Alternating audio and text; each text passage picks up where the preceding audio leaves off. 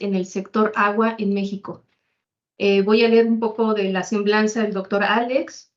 El doctor Alex Ricardo Caldera es profesor, investigador del Departamento de Gestión Pública y Desarrollo de la División de Ciencias Sociales y Humanidades del Campus León de la Universidad de Guanajuato. Es miembro del Sistema Nacional de Investigadores, nivel 1.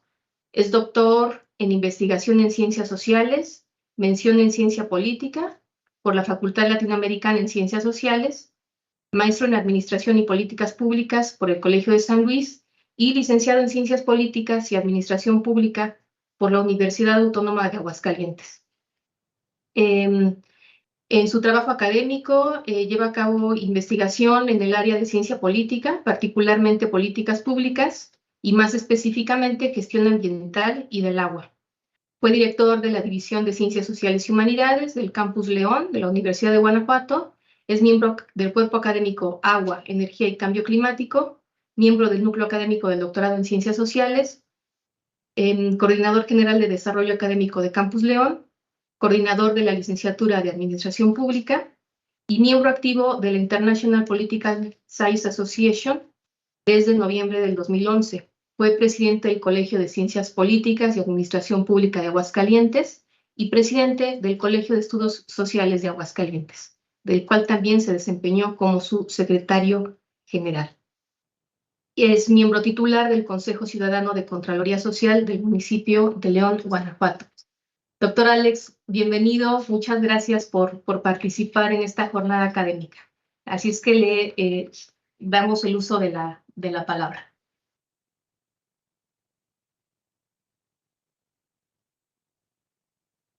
¿No se escucha? Si puedes activar tu micrófono, por favor. Ay, perdón, yo andaba preocupado por compartir mi pantalla. ¿Sí se ve, verdad? ¿Sí se ve mi presentación, Erika? Te vemos bien y te escuchamos bien. Y la presentación se ve, la presentación PowerPoint. Se ve la presentación. Ok. Muy bien, no, pues muchas gracias, Erika. La verdad es que pues felicidades por este evento del departamento, bueno, del cual formo parte y me siento orgulloso de estar acá con ustedes, o sea, formar parte del departamento y en este evento concretamente pues ampliando pues las redes de interacción de nosotros en la universidad con otros colegas y estudiantes de otras instituciones, además de la nuestra, y pues ojalá podamos tener un diálogo constructivo en términos de conocimiento. Y bueno, yo tratando de aportarles un poco lo que hemos venido trabajando recientemente, es que hago bueno, esta propuesta de ponencia, que bueno, debo decir que es básicamente, como diría Luhmann, una mirada de segundo orden a la labor que estamos haciendo de investigación. Es decir, voy a hablar sobre un proyecto de investigación en el que participo, pero pensándolo, reflexionándolo acerca del potencial, ¿no?, de ese proyecto de investigación en términos de incidencia, particularmente de política pública, como ya bien Erika leyó la síntesis curricular, pues mi especialidad es esa. Y en ese sentido, obviamente, la mirada que quiero proponerles, no solo explicarles el proyecto, sino más bien un análisis precisamente de política que hago a la posible incidencia, potencial incidencia de este proyecto. Y digo potencial porque pues bueno, es un proyecto que, si bien ya tiene básicamente un año operando, es un proyecto de 3 años, en el que colaboramos desde la Universidad de Guanajuato, pero con una serie de otras universidades a nivel nacional. De hecho, los logotipos que se ven ahí en esta portada, pues tiene que ver con precisamente las instituciones que participan. Además de ahí sobresale el logotipo de la NUYES, la Asociación Nacional de Instituciones de Educación Superior a nivel nacional, y de la Red Mora, de la cual voy a platicar, y es mi estudio de caso como tal, y la mirada pues analítica, insisto, desde el arsenal o el conjunto de conceptos que nos proporciona precisamente el análisis del proceso de elaboración de políticas públicas del cual pues obviamente es con el que trabajo y utilizo para hacer esta mirada, este acercamiento a esta experiencia de investigación. Y pues bueno, como ya decía, pues el objetivo de esta presentación es describir el potencial del cambio, lo que yo llamo el cambio en el paradigma del proceso de toma de decisiones en el sector de agua en México, a partir, decíamos, de una experiencia de colaboración de una comunidad científica, pero no solo entre investigadores, sino entre esta comunidad de académicos con la sociedad, con comunidades y el propio gobierno. En este caso utilizo el proyecto Ecohidrología para la Sustentabilidad y Gobernanza del Agua y Cuencas para el Bien Común, que ha propuesto al CONACYT, la red de monitoreo de reservas de agua, la red Mora, básicamente en el cobijo de los llamados programas nacionales estratégicos de la ahora CONACYT, ¿no? Si le ponemos la H intermedia, en particular centrado pues precisamente concretamente en los PRONACES agua, o sea, en ese ahorita voy a explicar un poco por qué hago énfasis en que es PRONACES agua y otros PRONACES, y con una vigencia de 2022 al 2024. Y como les decía, es un mesoanálisis desde la perspectiva del análisis de políticas públicas que se centra en el modelo de decisión y colaboración entre actores involucrados.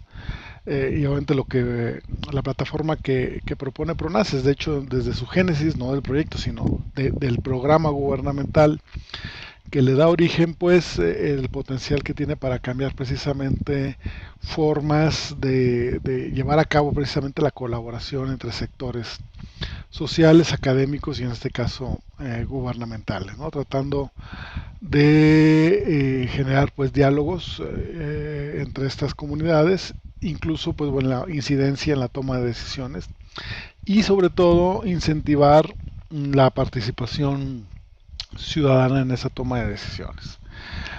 Entonces, bueno, en términos de métodos, ¿no?, utilizados para abordar este análisis, decíamos, el arsenal que nos da particularmente la perspectiva de ciencia política, del análisis politológico, pues, en términos del proceso de formulación de políticas públicas, particularmente el que se concentra en las categorías de redes de política, comunidades, que en este caso, como llamé a esta presentación, se concentra en un subtipo de comunidades, que son las comunidades epistémicas, y bueno, hay otras que no utilizo acá, pero que son básicamente categorías más o menos en el mismo sentido, ¿no? Corrientes y coaliciones promotoras. El análisis de políticas, particularmente en el debate internacional, de la discusión académica, aporta o hace el análisis de lo que se conoce como teorías de alcance medio, es decir, teorías que nos ayudan a explicar procesos de toma de decisiones, que es el objeto de estudio de la disciplina de políticas públicas, concretos, es decir, fenómenos, pues obviamente el que ustedes quieran, ¿no?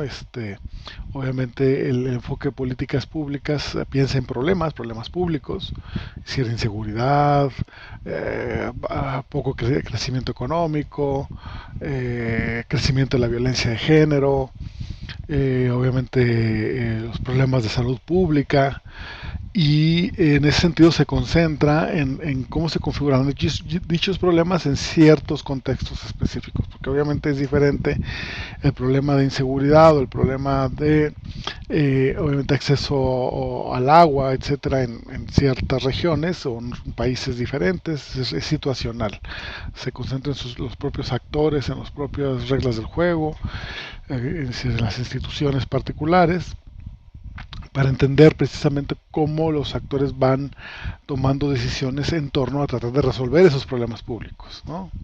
Es un poco esa la perspectiva dominante dentro del enfoque de políticas públicas. Entonces, bueno, empezaremos con una categoría muy particular, que es la de subsistema de política, que básicamente se refiere a campos sectoriales, es decir, el campo del sector agua, en este caso, que es el que nos ocupa a nosotros, o podemos hablar del sector energético, o el de manejo pues del medio ambiente, a partir del manejo de bosques, ¿no? Como ya Erika nos adelantaba hace rato de parte de lo que vamos a trabajar. O sea, la categoría de subsistema de política hace referencia precisamente al conjunto de actores y reglas que están interrelacionados en torno a un problema público específico. En este caso, bueno, la literatura norteamericana lo llama como stakeholders, involucrados, gente que tiene de alguna manera una incidencia o son afectados, pues, por precisamente los problemas públicos a los cuales se trata de atender, decíamos, ¿no? Pero esos actores traen consigo ciertas creencias, ciertos intereses, capacidades de incidencia para precisamente ir moldeando o dándole forma a esas estrategias que básicamente van a ir tratando de resolver los problemas públicos. En ese sentido, a partir de esta categoría analítica, podemos ver de alguna manera en la América Latina un cambio, de alguna manera en algunos campos, no en todos, obviamente por eso se llama subsistema de política y obviamente cada subsistema de política va a ser distinto. Cómo hemos pasado en algunos casos de esquemas básicamente jerárquicos de toma de decisiones, ¿no? Donde obviamente también al hablar de sistemas políticos nos referimos a que está anidado en un sistema político mayor, obviamente configurado por un arreglo de toma de decisiones, por ejemplo, en el caso de América Latina, insisto, donde el Ejecutivo, por ejemplo, el presidente, la mayoría de los países de América Latina tienen presidencialismos, pues domina, ¿no? Sobre todo, pensemos en el caso mexicano precisamente, que durante básicamente todo el siglo XX tenemos la configuración de un sistema político donde, por ejemplo, como nos diría Daniel Cosío Villegas, estaba dominado por el presidente y por su partido, ¿no? Que obviamente eso hacía que la toma de decisiones pues estuviera muy concentrada precisamente en la cúspide del poder político. Obviamente el cambio político de muchos años, obviamente podemos hablar, no me voy a concentrar pues en el cambio político mayor, sí habremos de decir que se ha de alguna manera de referencia a, por ejemplo, los cambios que ha habido, por lo menos desde dos esferas, una la económica y la otra propiamente la política. La económica, como hemos verificado, pues obviamente desde los años 70 y hasta muy recientemente, pues el paradigma neoliberal, como una categoría analítica, hemos visto que precisamente ha empujado en que en términos de la esfera de toma de decisiones se le dé cabida a actores como las empresas, ¿no? O los empresarios, o las salidas de mercantilización, de comercialización, para precisamente la administración de bienes públicos, ¿no? Ya la propia Elinor Ostrom, al inicio de su libro de El gobierno de los bienes comunes, nos habla precisamente que ante la tragedia la tragedia de los comunes de Harding, las dos salidas tradicionales, una había sido precisamente la del Estado, ¿no? La del Leviatán, o la del mercado, la mano invisible. Como tal, son las dos grandes salidas a la crisis, particularmente de los bienes comunes. Y obviamente ella en su agenda de investigación pues estaba más bien, ¿no? Murió hace cerca de 10 años Elinor Ostrom, planteaba la idea pues precisamente de que hay terceras vías, ¿no? Sobre todo a nivel comunitario y a nivel asociativo, ¿no? Pero bueno, lo que verificamos históricamente básicamente es que precisamente la esfera pública de toma de decisiones dominada por el Estado, ¿no? Es decir, que en el caso del sector agua la podemos ubicar obviamente con decretos de veda, por ejemplo, ¿no? Y con arreglos de autoridad tratando de frenar la sobreexplotación, por ejemplo, de ciertos cuerpos de agua, pues la salida más tradicional era precisamente los decretos presidenciales de veda, ¿no? Como tal. Y eso fue sustituido después, de alguna manera, bajo este cambio de modelo, sobre todo en términos económicos, insisto, tratar de que el mercado durante muchos años ha habido siempre proyectos de ley, particularmente de la ley de aguas nacionales, que han tratado precisamente de cambiar el esquema, ¿no? De propiedad pública del agua, en este caso, como dice el artículo 27 constitucional, a un esquema particularmente privatizado, es decir, de derechos de agua reconocidos por usuarios que son dueños de sus bienes, pero bueno, siempre ha estado ahí en la agenda y se ha impulsado la privatización desde varios frentes. Ese es un primer hecho histórico que está ahí, ¿no? Es decir, está verificado de alguna manera en estos 30 años. Y el otro precisamente es el proceso de democratización, el fenómeno político, es decir, el reclamo ciudadano de incidencia en la toma de decisiones ha estado ahí desde los años 70, 80 en México, y obviamente también ha tratado precisamente de desarticular la toma de decisiones vertical desde varios frentes, ¿no? Es decir, hablando no solo del sector agua, pues obviamente tenemos una presencia de sectores de la sociedad civil que ha tratado precisamente de organizarse y tratar de tener incidencias. Es también un hecho histórico verificable empíricamente, ¿no? Y que obviamente para el caso de la ley de aguas nacionales del 92 y su reforma en el año 2004 han tratado de alguna manera de incidir en precisamente desde estos dos frentes el cambio precisamente en el paradigma de toma de decisiones. Bueno, otra categoría importante es el de redes de política pública, que básicamente se concentra en cómo durante cierto tiempo determinado también cambian o permanecen estables patrones de interacción, ¿no?, entre estos actores mutuamente dependientes de recursos que se forman alrededor de problemas públicos, en este caso la gestión del agua, y que obviamente el cambio en esas redes, en esas reglas del juego, pues son parte de una serie de juegos de negociaciones entre actores.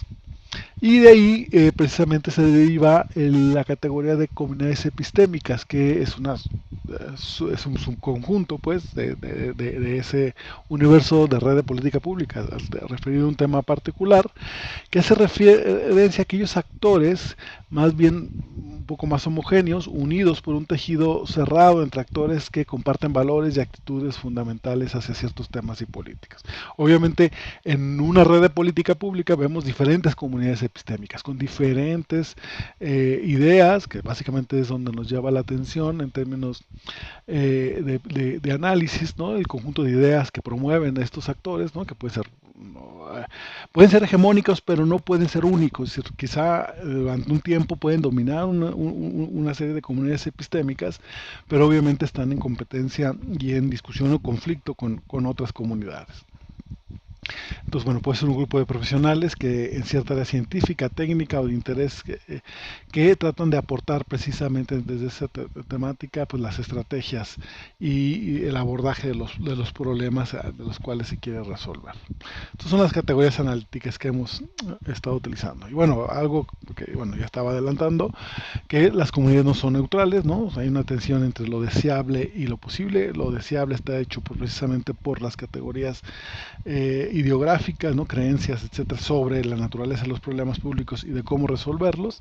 Y obviamente eso, por otro lado, lo posible está dado por los datos, ¿no?, es decir, por la realidad más objetiva, que obviamente te dice hasta dónde se puede y dónde no, ¿no? Pero bueno, la idea es que vemos precisamente un proceso político que precisamente se da de una discusión, en forma de una discusión abierta, incluso a veces conflictiva, en torno a cómo entender los problemas y cómo resolverlos. Particularmente para el caso de la gobernanza del agua, nos referimos al debate y a la interacción en torno a estos principios, es decir, bajo qué principio se logra el mejor gobierno del agua, ¿no? Es decir, propiedad pública, propiedad comunal, con obviamente participación social, etcétera, ¿no? Cómo lograrlo y con quién, ¿no? Básicamente está apuntado hacia esa inclusión o exclusión de ciertos actores, y con qué objetivos y con qué programas y proyectos en específico. O sea, en esos niveles pues está el debate en torno a los asuntos públicos. Bueno, los resultados obviamente aplicados al caso que estamos analizando, un poco ya adelantaba yo algo al respecto, pero el proceso de toma de decisiones dominante en México durante mucho tiempo ha estado dominado por una comunidad técnico-ingenieril, a la que recientemente se ha sumado una perspectiva economicista, ¿no?, financiera, que favorecen soluciones centradas en la expansión de la oferta, ¿no? Presas, acueductos, ¿no? Obra que dé a la cuenca, en este caso con limitaciones o con crisis de agua, la posibilidad de tener más agua, ¿no? Es decir, incrementar la oferta de agua. Y en este caso la mercantilización del recurso. En ese sentido, esta comunidad prevaleciente ayuda a configurar una política que se sustenta en los siguientes principios. Un núcleo de política basado en la visión del agua como un bien económico, donde el mercado es el mecanismo más eficiente para su asignación. La centralización en la toma de decisiones será acotada, tutelada por la autoridad central, en este caso la Comisión Nacional del Agua. La gestión por cuencas es el mecanismo más adecuado para los usuarios, sobre todo desde el punto de vista de usos competitivos entre sí, es decir, el campo le compite a la industria y las ciudades también le compiten a los otros usos, ¿no? Y en ese sentido el intercambio de concesiones puede impactar en la sustentabilidad y en la cuenca mediante mecanismos de precios, ¿no?, que es el tipo de instrumentos que se privilegia. La participación del sector privado en el financiamiento y en la operación, no solo como complemento del sector público, sino como sustituto, ¿no? Es decir, las concesiones, las privatizaciones de obras, de servicios, ¿no? Bueno, particularmente agua potable y saneamiento.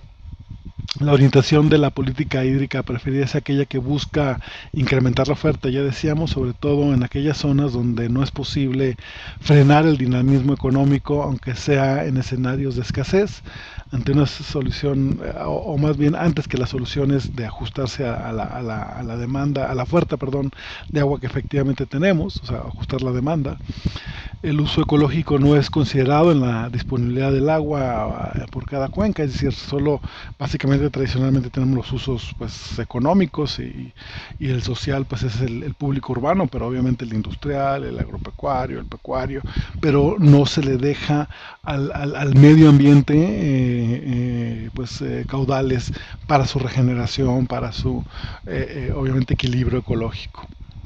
La participación social es acotada, sobre todo a aquellos actores que tienen títulos de concesión, ¿no? Y si es la sociedad más general que no tiene un título de concesión no reconocida, pues, en el ámbito de toma de decisiones que se ha construido. Y pues bueno, la idea es cambiar un poco ese paradigma, y yo creo que un ejemplo de esto son los programas nacionales estratégicos de CONACYT, que, bueno, estos son referidos lo pueden encontrar en la página de internet de que son los PRONACES, ¿no?, que pretenden construir andamiajes para la colaboración y la convergencia entre comunidades académicas, así como entre comunidades y, en este caso, las poblaciones, que básicamente son quien está cerca pues de los recursos públicos, pues en este caso de los recursos naturales, y el sector gubernamental, ¿no?, que toma decisiones en todos los niveles, locales, regionales y nacional.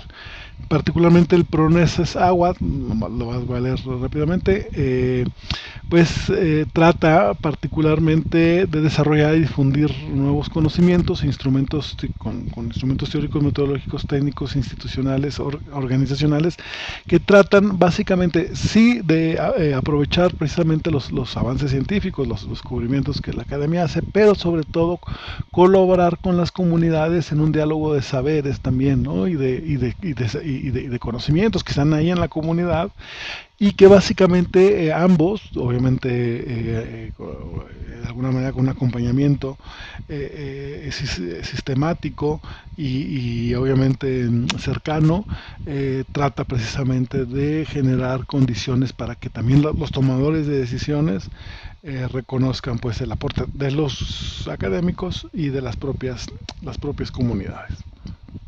Estos son los PRONACES que existen a nivel nacional, ¿no? Salud, agua, cultura, educación, energía y cambio climático, vivienda, etcétera. Casi todos los proyectos de CONACYT están centrados, por lo menos en este momento, en estos temas. Bueno, creo que se me repitió, porque ya lo comenté sobre el PRONACES Agua. Y bueno, en este caso platicaré brevemente, porque ya sé que me queda poco tiempo, el caso de la Red Mora, que es quien presentó un proyecto y es el que les he dicho que, bueno, es el caso particular que quiero explicarles como objeto de estudio de una red o una comunidad epistémica que pretende precisamente incidir en el cambio de paradigma en la toma de decisiones. La Red Mora se constituyó en noviembre del 18, particularmente posterior a los decretos de reserva que el anterior ejecutivo, pues la anterior administración, hizo sobre 5 cuencas, macrocuencas pues nacionales de reserva, precisamente con el objeto de que, bueno, estas 5 son las que, de acuerdo a los cálculos de la Comisión Nacional del Agua, tienen pues, superávit, ¿no? De alguna manera, entre comillas. Y que particularmente se requiere dejar caudales ecológicos precisamente para la regeneración de estas cuencas, insisto, en términos ecológicos. En ese sentido, varios académicos dedicados pues precisamente al tema de monitoreo de agua y precisamente una visión ecohidrológica y socioecológica, se reúnen pues, son de varias universidades que pertenecen a la Asociación Nacional de Universidades e Instituciones de Educación Superior, ANUYES, son públicas, y se constituyen pues para generar un grupo que trata precisamente de articular sus esfuerzos para generar conocimiento y gestión de la ciencia de frontera. En este caso todavía se hablaba de eso, pues son los PRONACES finalmente. Construcción de acuerdos sociales para el buen manejo del agua basado en conocimientos científicos y una apropiada difusión, particularmente difusión hacia la ciudadanía y los tomadores de decisiones. Formación de cuadros sociales y técnicos para mejorar el monitoreo socioecosistémico del agua y vigilar de forma participativa su gestión y administración. Contar con información y metodologías estratégicas para evaluar el desempeño de reservas de agua. Contribuir al manejo resiliente de los regímenes hidrológicos a nivel de cuenca, pues particularmente en atención a todas estas cuencas, no solo las 5 que se decretaron con reserva, sino con las otras, pues que de alguna manera puedan aprender con nuevas estrategias que se pretendan o que se generen, y establecer una vinculación pues entre universidad, comunidades y tomadores de decisiones del sector público. Entonces, bueno, en síntesis es la finalidad de la Red Mora, una visión de cuencas de agua y gentes, pues una visión ecohidrológica y socioecosistémica que dé soporte científico técnico a la toma de decisiones, ¿no? Base para las políticas públicas precisamente, que trabaja en red, ¿no? Con varias instituciones y otros sectores. Obviamente ayudar a construir un sistema nacional de evaluación de reservas de agua, integrar y difundir conocimiento sociohidrológico y promover la participación informada de las comunidades, en este caso. Entonces, bueno, trabajamos a través de grupos temáticos, particularmente una que, por ejemplo, en la que yo participo, que es la de incidencia en políticas públicas e integración gobierno, academia y sociedad, otras de ingenierías de datos y su transferencia, un tercer grupo de sistemas de evaluación y monitoreo, un cuarto de alternativas para determinar disponibilidades de agua, otro de formación y capacidades y recursos humanos, y de difusión y de ciencia ciudadana. Y el gobierno de la red se completa con la presencia de representantes tanto de la WWF, que es una asociación civil canadiense con presencia en México, que de hecho fue la que aportó mucho el conocimiento y datos e información para que las reservas de agua de 2018 se dieran, la CONAGUA, la Comisión Nacional de Áreas Protegidas y la propia ANUYES. Bueno, la problematización ya hablaba lo del Ejecutivo y de los decretos de reserva, que obviamente dio una oportunidad para la necesidad efectivamente de tratar de incidir en los cálculos, pues precisamente de caudales ecológicos que se pueden reservar en cada una de las cuencas que son sujetos a estos decretos de reserva presidencial. Y bueno, el tema es que hay poca información, que básicamente lo que sintetiza este diagrama sobre el problema que tratamos de informar. Realmente los cálculos que se cuentan ahora con la norma 011 pues tienen varios problemas, porque básicamente es de escritorio, y lo que se quiere precisamente contribuir es en cómo las comunidades, sobre todo a nivel local de ríos, pueden aportar información que puede ser de alguna manera también aprovechada y interiorizada dentro de precisamente la determinación de caudales ecológicos, ¿no? Esa es la parte técnica. Disculpen que no me meta precisamente en esa, porque obviamente los especialistas que estaban trabajando en ello pues están construyendo precisamente esos métodos y esas formas alternativas que contribuyen pues a una sola fórmula matemática de calcular los caudales ecológicos, ¿no? Que obviamente efectivamente sean más reales, ¿no? Decirles que en ese sentido Un minuto, por favor. sí, ya estoy terminando. Perdón por la interrupción. El proyecto Licenciado. trabaja en dos escalas. Uno obviamente es el de la cuenca, y que obviamente estamos trabajando con los consejos de cuenca, pero a nivel local estamos trabajando en zonas piloto, ¿no? Por ejemplo, en el caso del cuenco, en la que participamos muy activamente, que los profesores de la Universidad de Guanajuato que estamos aquí participando, que no solo somos de la División de Sociales, sino también de la División de Ciencias de Ingenierías en Guanajuato, estamos trabajando a nivel comunitario, particularmente a nivel de piloto, en la Santa María 2 y en el río Santa María 3, en la cuenca de Santa María 2 y 3, que particularmente para el caso de Guanajuato es lo que está en Sierra Gorda, particularmente en los municipios de Jichú, Victoria, Santa Catarina, y bueno, todos los municipios que para el norte colindamos con San Luis Potosí. La Santa María 2, pues perdón, 3 es la de lado de Querétaro, donde también un equipo de la Universidad de Querétaro está trabajando esa cuenca. Y bueno, la idea es eso, que la solución pues tiene que ver con la articulación de esta red, ¿no? Con investigación, incidencia y la incorporación de las comunidades como tal. Ya me estoy saltando esto.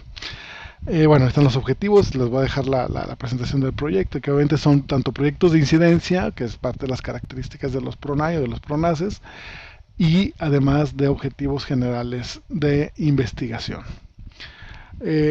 Básicamente los resultados esperados en los 2 años que nos quedan es básicamente proponer nuevos métodos para el monitoreo y de disponibilidad de agua, modificación de la norma 011, proponer sistemas de trabajo colaborativo con las comunidades y los gobiernos y obviamente la academia, colaborar en el diseño e implementación del Sistema Nacional de Monitoreo de Reservas de Agua y contribución a la formación, ¿no? La idea es tener posgrados comunes de formación o diplomados, inclusive a nivel comunitario, cursos que puedan ayudar a las comunidades a conocer sus entornos y contribuir con datos en la producción de datos. Y ya por último, mis conclusiones. Entonces, bueno, los PRONACES tienen ese potencial, pues, de cambiar el paradigma de los procesos de toma de decisiones en varios subsistemas de política, en este caso los de monitoreo de agua particularmente. En esencia se trata de dar forma pues a diferentes estilos de incidencia de políticas públicas colaborativas, ¿no? Que a través de métodos innovadores traten pues precisamente de incidir en ese proceso de toma de decisiones. La comunidad epistémica que configura la Red Mora es una plataforma desde la cual se puede desarrollar en buenos términos el proyecto y obviamente incidir precisamente en construir instrumentos de política pública, como en este caso los de monitoreo de caudales hidrológicos, que contribuya a un mejor manejo, en este caso de una visión de gestión integrada, participativa, adaptativa, de toma de decisiones y de procesos integrados del ciclo hidrosocial. Pues nada, ahí le dejo también para sus preguntas y sus comentarios. Muy bien, muchísimas gracias, Alex. Para ir optimizando el tiempo, vamos a darle lugar al doctor Jorge Adrián Pereira Burgos, y al final podemos hacer ya un intercambio, un diálogo sobre sus presentaciones. ¿Les parece bien? Así es que vamos a escuchar al doctor Jorge Adrián Pereira Burgos con su ponencia que tiene como título Efectos del cambio climático sobre las aguas subterráneas, retos para una adecuada gestión del recurso hídrico El doctor Jorge Adrián es ingeniero físico por la Universidad Autónoma de Yucatán. Tiene maestría y doctorado en física aplicada por el CIMBESTAB y realizó un postdoctorado en el Instituto Mexicano del Petróleo y un postdoctorado también en la División de Ciencias e Ingenierías de la Universidad de Guanajuato. Se desempeñó como profesor investigador en la carrera de Ingeniería Petrolera en la Universidad Autónoma del Carmen y desde el 2017 se incorporó al programa de investigadoras e investigadores por México, antes Cátedras CONACYT, comisionado a la Unidad de Ciencias del Agua del Centro de Investigación Científica de Yucatán, donde realizó investigación en línea de seguridad hídrica. Desde octubre del 22 está comisionado al Departamento de Ingeniería en Minas, Metalurgia y Geología de la Universidad de Guanajuato y su principal interés científico se enfoca a la caracterización y modelación de acuíferos y en el desarrollo de modelos analíticos y numéricos del transporte de fluidos y contaminantes en medios porosos heterogéneos. Es miembro del SNI nivel 1. Doctor Jorge, bienvenido, lo escuchamos con mucha atención. Muchas gracias. Déjenme compartirles mi pantalla. A ver, no he usado mucho Teams antes, así que estoy viendo compartir. Es contenido, ¿verdad? A ver si pueden ver mi pantalla. Aún no. ¿O no? A ver, déjenme ver qué pasa.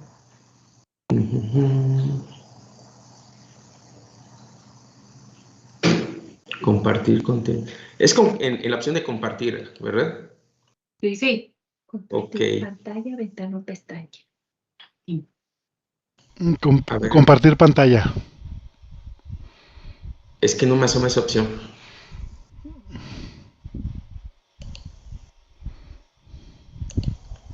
Sí, no me asoma la opción cuando pongo compartir.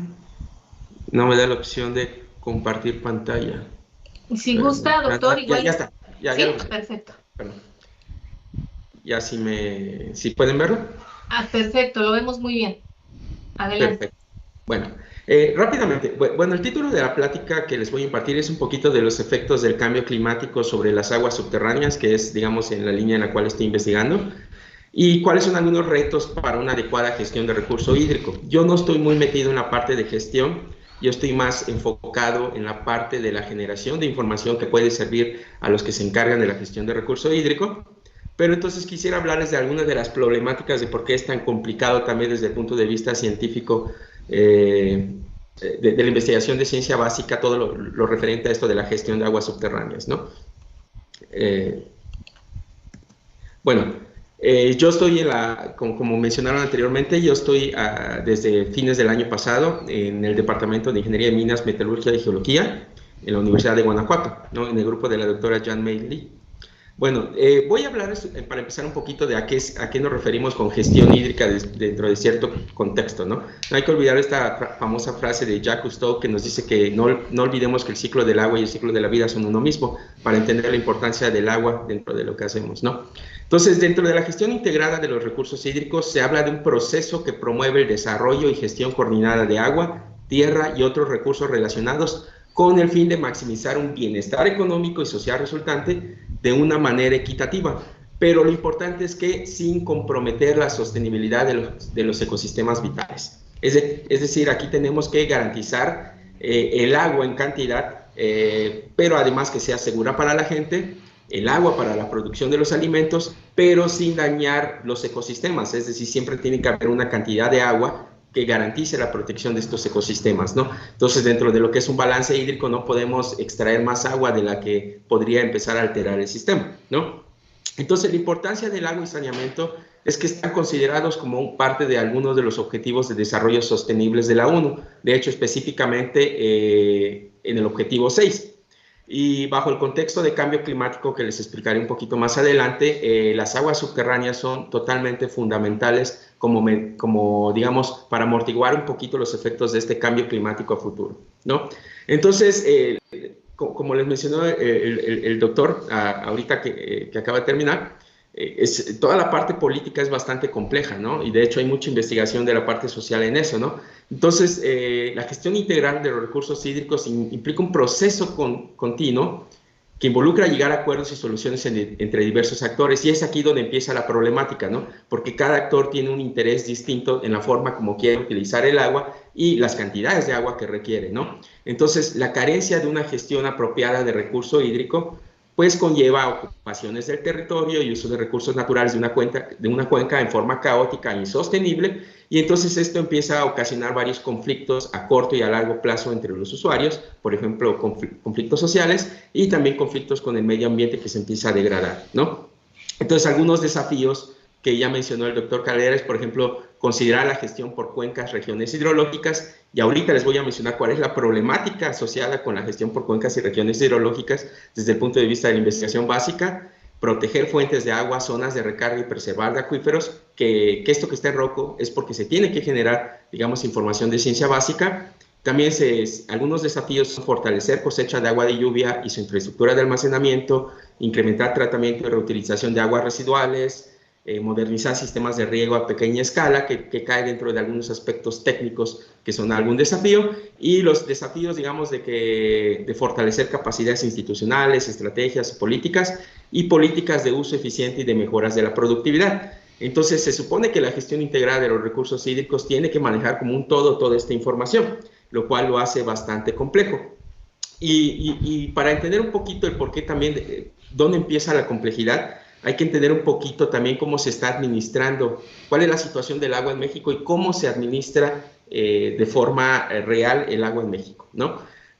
Aquí quiero empezarles a explicar un poquito de cuánta agua dulce hay en el mundo, para que entendamos el contexto. Del 100% de agua que existe en el planeta, un 2.5 es agua dulce, ¿sí? Si agarramos este 2.5 y lo vemos como un 100%, prácticamente un 69% casi está en glaciares, es decir, está en forma de hielo y no podemos acceder de forma factible a esta agua. Y la otra es agua subterránea. Aproximadamente un 0.4% de esta agua dulce es agua superficial, ¿no? Y si lo vemos como un 100%, entonces vemos que aproximadamente un 67.4% son lagos de agua dulce, que son todos estos lagos que vemos, plantas y animales, humedad del suelo, atmósfera, y etc. Es decir, el agua contemplada dentro de todo el ciclo hidrológico, ¿no? Ahora, no todo el agua dulce es accesible al ser humano, ¿no? Y de hecho, las aguas subterráneas abastecen de agua potable por lo menos al 50% de la población mundial, ¿no? Y en la actualidad representan casi un 43% de todo el agua utilizada para el riego. Y tristemente el 20% de los acuíferos mundiales tienen un ya grado de explotación masivo, ya están sobreexplotados, y algunos presentan como consecuencia de esta sobreexplotación hundimientos de suelo y la intrusión de agua salina en el caso de los acuíferos costeros, ¿no? Ahora bien, 100% de agua dulce, que es un 2.5 del agua total a nivel mundial, ¿cuánta corresponde a México? Pues aproximadamente un 0.1% de toda esa agua, ¿no? Y lo importante en México, y que se hace delicado, y ahorita les voy a explicar por qué dentro del contexto de cambio climático, es que el 60% del agua potable proviene de cuerpos de agua superficiales. Ahora, existe algo para ver qué tantos recursos en términos de agua tiene un país, que es lo que se conoce como el agua renovable per cápita, que si uno toma en cuenta el agua que precipita, el agua que se evapotranspira, que es el efecto combinado de evaporación y de transpiración de las plantas, las escorrentías, la infiltración de los acuíferos subterráneos, entonces uno puede definir los millones de metros cúbicos de agua renovable que tiene disponible un país. Y si divide uno entre la población total, se tiene un numerito que se llama agua renovable per cápita. Entonces, en función de este numerito, uno puede decir si un país tiene disponibilidad o no tiene disponibilidad de agua. Bueno, resulta que México en la década de los 50 era un país de alta disponibilidad de agua. De hecho, pasó de tener 18,000 casi metros cúbicos por habitante por año a la actualidad aproximadamente unos 3,663 metros cúbicos por habitante por año. Es decir, México pues ha reducido la disponibilidad de agua que tiene, y algunas de las causas que han afectado o que han producido esta baja disponibilidad es un crecimiento demográfico, una demanda creciente en distintos usos, pero principalmente un manejo poco eficiente de recurso hídrico. Y quiero enfocarme un poquito a qué se refiere esto con manejo poco eficiente de recurso hídrico, o lo complejo que es administrar el agua en México, ¿no? Pero tristemente en la actualidad México está considerado como un país con baja disponibilidad de agua, ¿no? Entonces, para entender un poquito el contexto de este recurso hídrico, pues podemos ver que del agua que se utiliza en México, una buena parte se va a la agricultura. ¿Sí? Uno podría decir, pues hay que dejar de poner tanta agua en la agricultura. La cuestión es que entonces dejas de producir alimentos que son necesarios para la población. Una parte se va al abastecimiento público, otra a la industria autoabastecida, que son aquellos que extraen aguas para usarlos a nivel, por ejemplo, industrial. Ejemplo, industria refresquera, ¿no? Y también se utiliza otro porcentaje del agua que se extrae, bueno, o que del agua de ríos, lagos y de la extracción de aguas subterráneas en la industria eléctrica, ¿no? Bueno, entonces, ¿por qué es un problema la administración del agua en México? Bueno, la Comisión Nacional del Agua desempeña sus funciones a través de 13 organismos de cuenca, como podemos ver acá, ¿no? Esos 13 organismos de cuenca, a su vez, se subdividen en ciertas regiones hidrológico-administrativas. De hecho, hay 37, en 37 regiones hidrológicas, ¿no? Entonces, tenemos 13 organismos de cuenca y 37, de hecho, 37 regiones hidrológicas. Y entonces todas las cuencas superficiales y subterráneas que tienen están subdivididas dentro de estos 13 organismos y a su vez dentro de alguna de estas regiones, dentro de una de estas 37 regiones, ¿no? Entonces, en general, desde el punto de vista superficial, se tienen 757 cuencas hidrológicas que están organizadas en 37 regiones hidrológicas, las cuales a su vez se agrupan dentro de 13 regiones hidrológicas administrativas. Entonces, de estas 757 cuencas hidrológicas, 649 estaban con situación de disponibilidad de agua al 7 de julio de 2016. Aquí empieza uno de los problemitas también de la falta de información que mencionaban en la plática anterior, porque esto está basado en las estadísticas del agua en México del 2021, que es la información más reciente de estadísticas del agua en México. No ha salido el de 2000, bueno, no he visto el de 2022, pero siguen utilizando información del 2016. Mucha de esta información no se actualiza tan rápido como uno necesitaría, ¿no? Pero en el 2020, afortunadamente aumentó un poquito, justamente por muchas medidas que se han tomado a 653 cuencas hidrológicas, ¿no?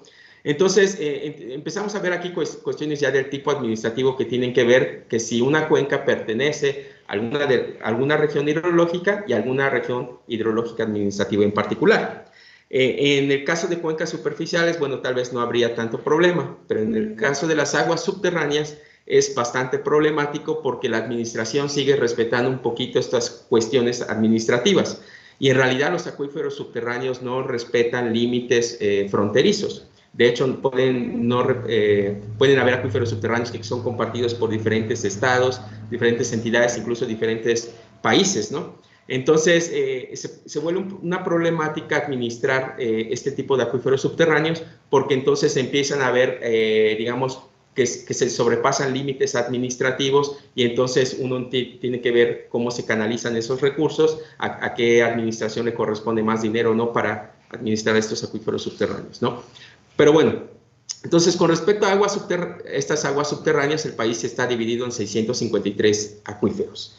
De estos, al 2019, 408 estaban con disponibilidad y en el 2020 existían 378 acuíferos con disponibilidad. Las estadísticas para 2022 no las tengo, por más que las he buscado, incluso en la Conagua aún no están como que libres, ¿no?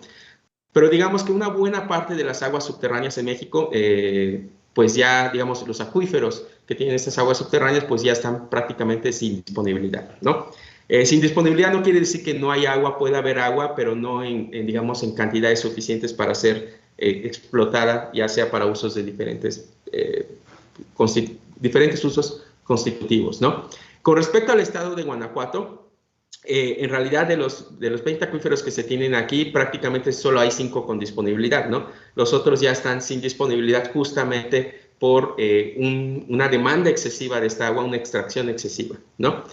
Bueno, si ahora tomamos, bueno, entonces, ¿cuáles son algunas de estas problemáticas con las que tienen que ver con la gestión de las aguas subterráneas? Es que los límites físicos de cuencas hidrográficas, de limitaciones administrativas, acuíferos, cuencas subterráneas, no necesariamente coinciden. Entonces, las decisiones que se puedan tomar en ciertas regiones administrativas podrían afectar el recurso en otras regiones administrativas, ¿no? Entonces, es ahí donde empiezan muchas de las problemáticas que tienen que ver con la administración de las aguas subterráneas, ¿no? Pero además, entonces uno tendría que priorizar la gestión con cuentas con límites definidos por criterios científicos, pero para ello se requiere una gran investigación científica, una gran cantidad y generación de información, y se requiere mucho presupuesto para hacer esa investigación científica, que no es nada barata, porque abarca desde la exploración, la caracterización de acuíferos, ¿no? Y la modelación de acuíferos, ¿no? También existen los problemas de la degradación de la calidad de agua por contaminación antropogénica o también incluso por causas naturales, ¿no? Y otra cuestión es que la disponibilidad real, digamos, muchas de las concesiones se basan en la disponibilidad calculada por la CONAGUA, con metodologías basadas en balances hídricos. Pero estas metodologías de balances hídricos han sido desde hace mucho tiempo cuestionadas, porque en muchos casos dicen que subestiman la cantidad real de recursos hídricos, ¿no? Y también de forma ya no tan reciente, pero que se ha venido, digamos, anunciando desde hace un tiempo, está la afectación del recurso hídrico tanto superficial como subterráneo por efectos del cambio climático. Entonces, me gustaría platicarles un poquito cuáles son estos efectos del cambio climático que tienen una afectación directa sobre el recurso hídrico, ¿no? Por ejemplo, el cambio climático es un hecho y existen evidencias sustanciales en el cuales se establece que hay un cambio.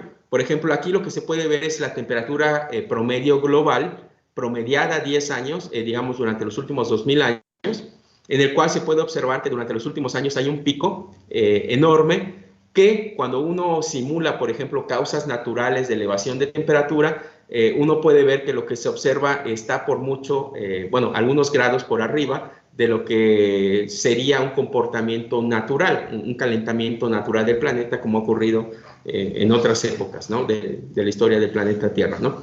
Entonces, esto prácticamente se ha dicho que es un efecto antropogénico, es decir, es por causa humana que se está elevando la temperatura del planeta. Y por ahí se menciona que si la temperatura del planeta se eleva más de 1.5 grados centígrados, entonces las condiciones a nivel planeta no son para sostener vida humana, por muchos factores que afectan la disponibilidad de agua, y sin agua pues no hay vida, ¿no?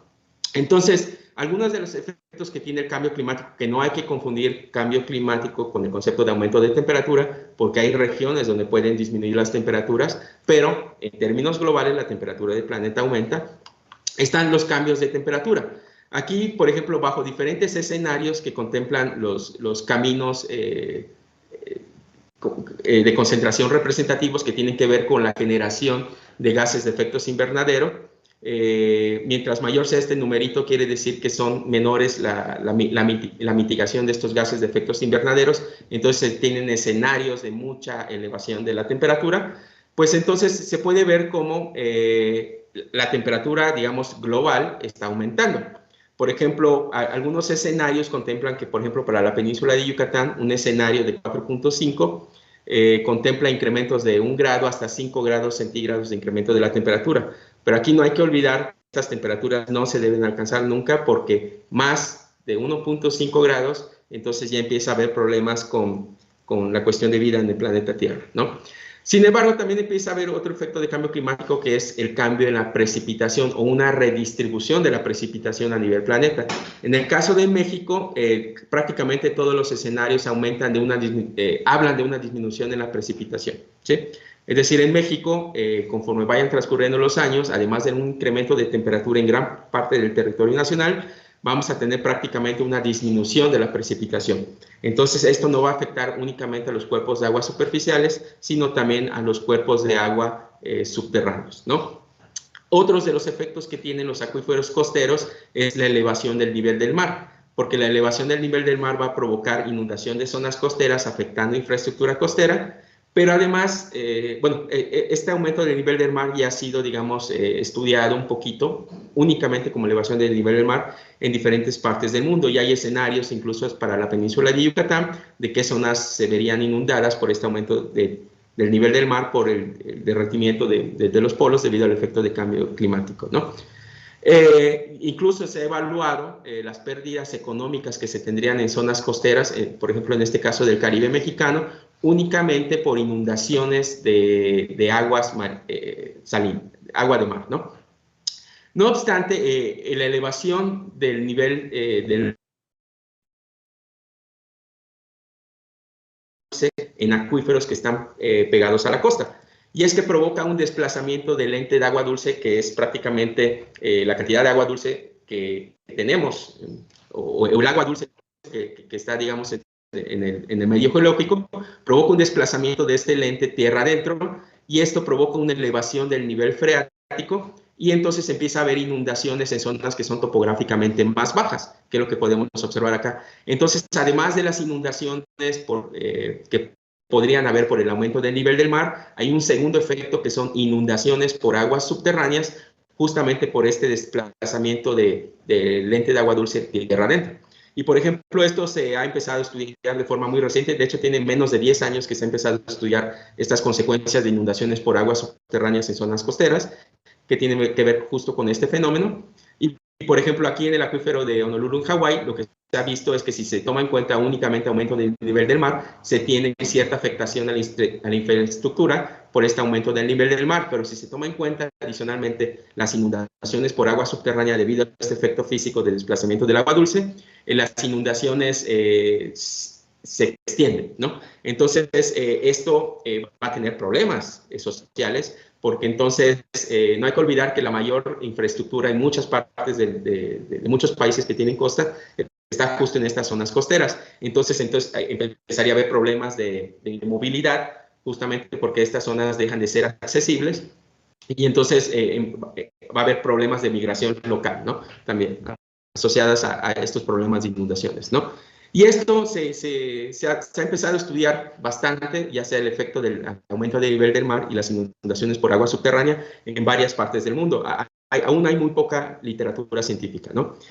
Yo quiero platicarles un poquito de una de las ideas que se quieren hacer en Guanajuato, que ya se hizo anteriormente en Quintana Roo, bueno, que estuvimos haciendo en Quintana Roo, que fue justamente desarrollamos un modelo de agua subterránea para el acuífero del noreste del estado de Quintana Roo, que abarca de varias ciudades, como tenemos aquí, por ejemplo, Tulum, abarca Playa del Carmen, Puerto Morelos, por aquí se encuentra el municipio de Benito Juárez, León Vicario. Entonces, lo que hicimos durante los últimos años fue justamente desarrollar un modelo de agua subterránea a escala regional, y este modelo de agua subterránea nos permite identificar no solamente direcciones de flujo a una escala regional, sino cuáles son las zonas de recarga dentro del acuífero, cuáles son zonas de descarga del acuífero, cuáles son zonas de transición. Entonces, este modelito toma en cuenta distribuciones espaciales de precipitación, de evapotranspiración, la distribución espacial de las extracciones de agua subterránea, toma en cuenta la geología de toda esta zona de estudio, toma en cuenta modelos digitales de elevación, toma en cuenta información de modelos, digamos, de pruebas de bombeo para determinar propiedades hidráulicas del acuífero, toma en cuenta mediciones de cargas hidráulicas medidas en pozos de observación de la Conagua, mediciones de campo, toma en cuenta efectos de la evapotranspiración a través de profundidades máximas de raíces, de vegetación, y se construyó un modelito muy apropiado que nos reproduce justamente el comportamiento del acuífero en esta zona.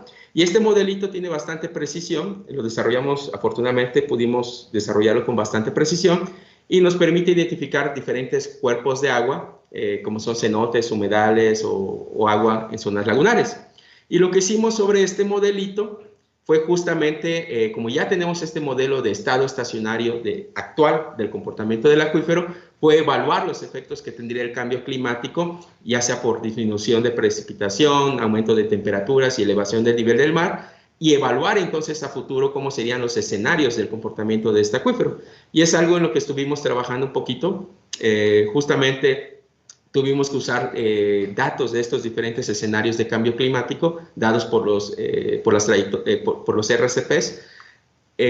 Contemplamos diferentes escenarios de precipitación, de evapotranspiración, del aumento del nivel del mar, y los incorporamos a una modelación futura del acuífero, tomando como base esta modelación en estado estacionario del acuífero.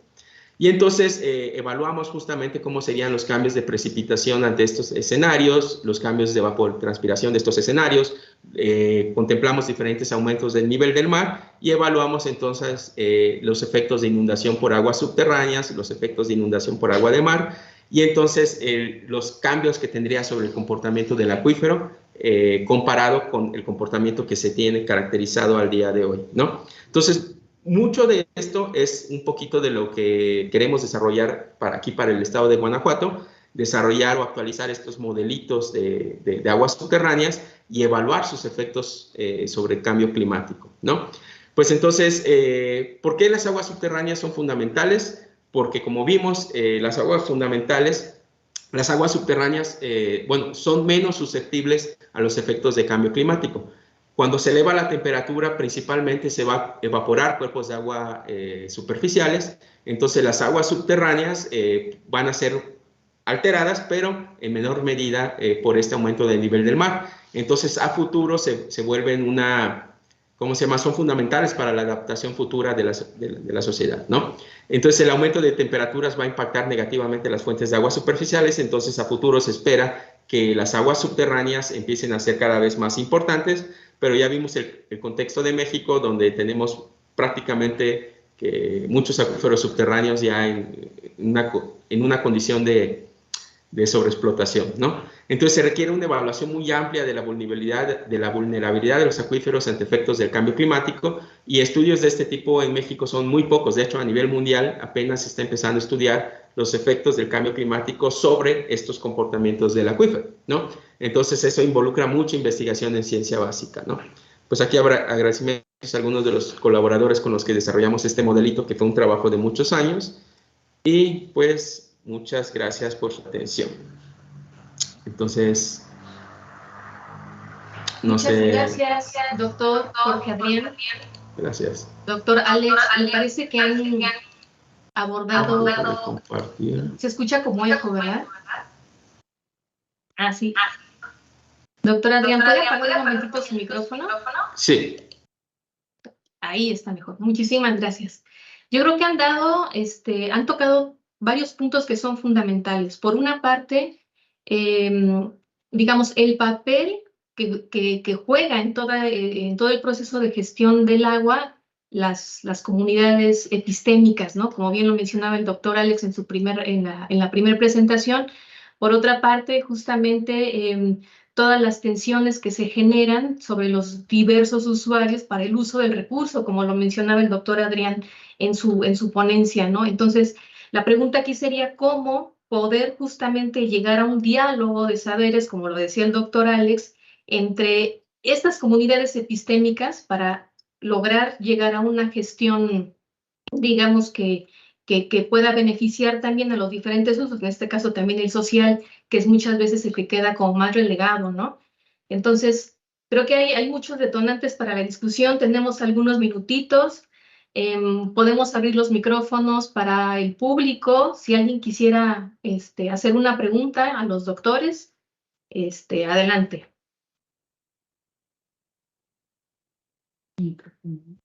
Pueden también escribirlo en el chat y vamos leyendo las preguntas. Aquí tenemos el doctor Ángel, una manita levantada. Adelante, doctor. Hola, buenos días. ¿Sí me escuchan?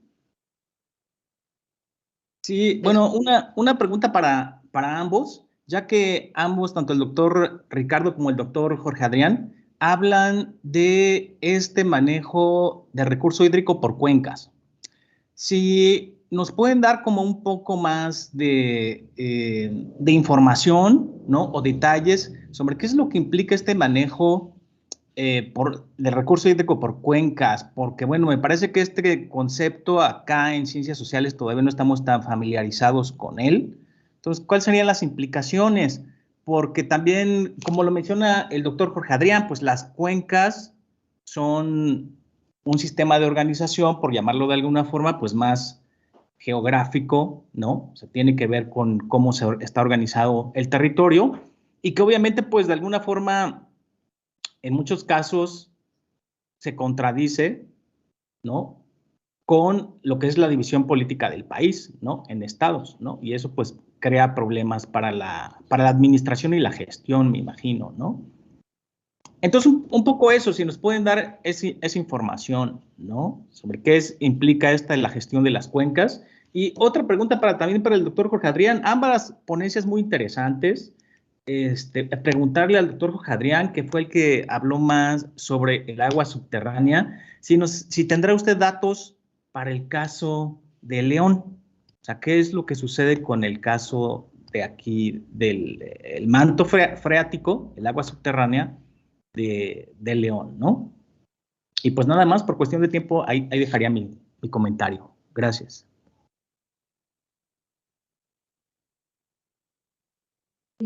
¿Alguna otra pregunta? Parece que no. Entonces, quien guste iniciar, ya sea Adrián o Alex. Bueno, yo obviamente yo doy una perspectiva desde la gestión más que natural, pero yo sí obviamente soy de los convencidos que una gestión por cuencas pues es la adecuada. El que no funcione, dado nuestro marco institucional de división político-administrativa, pues más bien tiene que ver con precisamente cierta configuración de arreglos de reglas tanto formales como informales que han hecho que la coordinación entre autoridades y entre actores del propio territorio no fluya, pues, de alguna manera, ¿no? ¿A qué me refiero? O sea, la gestión por cuencas efectivamente se refiere a que, pues, así es, a la idea de que los cuerpos naturales, pues, tienen una lógica del ciclo natural, pues, del agua, ¿no? En este caso, si nos referimos a agua superficial, y que, bueno, ya nos agregará la perspectiva desde lo concreto de la gestión del agua subterránea el doctor Jorge Adrián. Pero en términos de gestión de agua superficial, pues tenemos una idea, pues obviamente del ciclo natural del agua, ¿no? En términos territoriales, ¿no? Tanto macros, ¿no? Como a nivel de microcuencas, ¿no? Y que en ese sentido, pues efectivamente, asegurar su sustentabilidad requiere pues una gestión pues no acotada a los límites territoriales que nosotros artificialmente nos hemos dado, pues, como artificial me refiero a la organización política, ¿no? En estados o en municipios, porque efectivamente la decisión que tome un estado, pues va a afectar al otro, porque, por ejemplo, ¿no? Hablando de la cuenca del Lerma Chapala, ¿no? Las decisiones que nosotros tomamos como Guanajuato del flujo de corrientes de agua que vienen desde el Estado de México en términos territoriales, o de Michoacán, pues va a afectar aguas abajo, ¿no? O los que tomen ellos nos van a afectar a nosotros. Por aguas abajo, por ejemplo, aquí en términos de la cuenca del Lerma Chapala, pues es precisamente el agua de Chapala, ¿no? Si nosotros frenamos por decisiones de política el agua que naturalmente debe fluir hacia el agua de Chapala, pues obviamente estamos afectando a terceros, ¿no? O por ejemplo, en el caso de acá de las reservas de agua que estamos trabajando, la cuenca del Pánuco, que incluye los estados de Veracruz, Tamaulipas, Nuevo León y una parte de Guanajuato, que decíamos la toma de decisiones que se dé, obviamente, de lo que corresponde precisamente a las zonas que corresponden, por ejemplo, a Veracruz y Tamaulipas, pues van a afectar a Monterrey. Pero hay una idea también del ciclo natural o del ciclo hidrosocial más bien, es decir, el agua no solo fluye por esa dinámica natural, sino que la actividad económica, la dinámica social y política tiene que ver. Obviamente, por ejemplo, una parte que no expuse yo, pero hice un análisis de redes de política en torno, por ejemplo, a la dinámica del río Pánuco, en una revisión hemerográfica y de documentos oficiales de 10 años en esta cuenca. Y bueno, lo hemos visto también en términos del debate público, pues un tema que ahí sobresale es el agua que se requiere para la zona metropolitana de Monterrey. Sabemos que, bueno, lo que pasó hace un año con respecto a la sequía en la ciudad, y obviamente en términos de que esa ciudad básicamente depende de agua superficial para el público urbano, porque la agua subterránea está totalmente concesionada al uso industrial, ya ni siquiera agrícola, como es el caso de Guanajuato, ¿no? Que el agua subterránea en un 70-75% está concesionada al uso agrícola.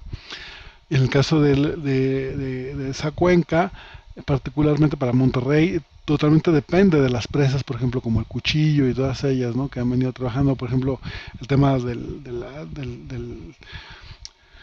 del acueducto Monterrey 6, que generó mucho conflicto, y obviamente que va a seguir generando, porque, por ejemplo, obviamente estados como Tamaulipas y Veracruz, pues obviamente no se van a dejar en términos de volúmenes de agua, ¿no? De cederle a Monterrey, simplemente porque Monterrey lo está pidiendo, porque obviamente Monterrey tiene un dinamismo económico muy importante y requiere de más agua.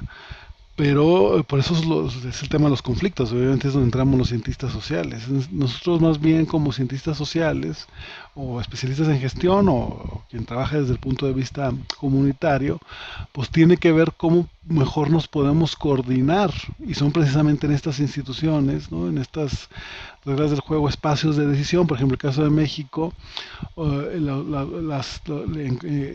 reconoce 13 regiones administrativas, ¿no? Que incluye varias cuencas, y la autoridad se organiza a través de organismos de cuenca a nivel de los mismos, y los usuarios se organizan a través de consejos de cuenca, que la idea es que en estos consejos de cuenca los usuarios participen. Lo que yo decía, o sea, lo malo que en estos espacios, aparte que la incidencia es pues a veces muy limitada, solo actúan cierto tipo de actores, en este caso los actores poderosos, con grandes volúmenes de uso de agua, y que obviamente dejan a la deriva pues a varios usuarios, ¿no? Sobre todo de tipo social y comunitario, sin la posibilidad de incidir en la toma de decisiones, ¿no? En ese marco institucional. En ese sentido, las obviamente, relaciones de poder, perdón, exactamente, las relaciones de poder de las que estábamos hablando. Exacto. Perdón por cortar como el ritmo de la explicación. Quisiera, para nuevamente optimizar el tiempo, darle la palabra al doctor Adrián para que nos diga, o sea, claro. En el caso de León, de esta pregunta que hacía Ángel, sobre qué datos tenemos, y para cerrar, y después continuamos con esta reflexión tan interesante. Entonces, a ver. Bueno, les puse una imagen hace ratito, pero creo que la pasé muy rápido, donde les mostré los acuíferos del estado de Guanajuato. En el caso de León, que corresponde al acuífero Valle de León, en principio está sin disponibilidad. Aquí sin disponibilidad no quiere decir que no existe el agua, más bien en términos de un balance hídrico del acuífero se está extrayendo más de lo que está ingresando a recargar el acuífero, y entonces ya está muy, digamos, ya tenemos un acuífero muy abatido en términos de volúmenes de almacenamiento, ¿no? Entonces, en principio, cuando se ponen bajo esto sin disponibilidad, es para intentar que se recarguen un poquito, si es que se llegan a recargar en un tiempo suficiente, ¿no? Pero en principio está en disponibilidad y se sigue extrayendo agua, ¿no? O sea, sin disponibilidad es que ya, o sea, en términos de balance hídrico estás extrayendo más de lo que está recargando tu acuífero. Entonces, eso es números rojos. Muy bien, pues bueno, yo les agradezco muchísimo a los dos. Definitivamente este tema da para analizar muchísimo más. Justo esto que nos hablaban ustedes sobre cómo es las tensiones y las luchas de poder por el recurso, y cómo justamente las decisiones de política y las prioridades en temas de desarrollo hacen que mucho de este recurso sea destinado justamente a un uso que es más económico, o sea, el uso económico más que al uso social. Entonces, definitivamente, para cerrar, creemos que sí, los retos son grandísimos, y sumando justamente a esto que nos comentaba sobre los desafíos que traerá consigo el cambio climático. Así es que les agradecemos muchísimo, doctor Adrián, doctor Alex, muchísimas gracias por su participación. Muchas gracias. Vamos a continuar con las mesas.